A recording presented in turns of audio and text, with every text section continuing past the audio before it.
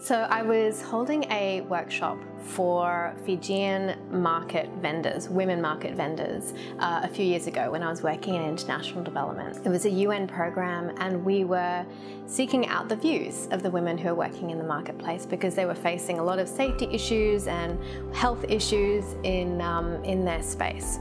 So we hosted them at our office with my Fijian colleague, Luce, and at the beginning of every workshop, we always have a prayer, and it's led by participants.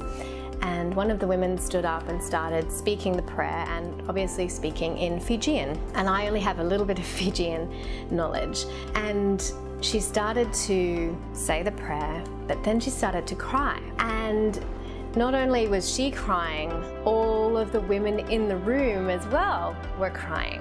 And so I started to panic because I didn't know what was being said, and we were all being quiet, and I was watching everyone, and the women, you could see they were really sort of, hearts were opening and they were tears streaming down their face. And so I thought, my gosh, are we going to have to cancel this workshop?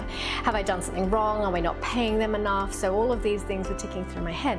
And I looked over to my colleague and I said, "Are we okay? Are we okay?" And she was like, you know, just calm down. And so I waited for the prayer to finish and moved into the first activity. And I sidled up to my colleague Luce and asked her, "Is everything okay? What's going on? Are we in trouble? What's happening?" And she said, "Carly, it's fine." The women were crying because they are acknowledging that they're finally being listened to. They're finally being heard. They're finally being witnessed in their truth of what is happening for them. And from that moment on, I knew deep in my cells, deep in my bones, the importance of hearing, witnessing, seeing people's truth and holding space for that to happen. I see the effects of not listening to your inner truth, and I see how exhausting it can become internally. It is anxiety inducing, it creeps into your mind and takes over, and you question yourself, you question and betray yourself and think that your own story or your own truth isn't important enough to actually express. Women listening, and I mean truly listening to themselves, is a revolutionary act.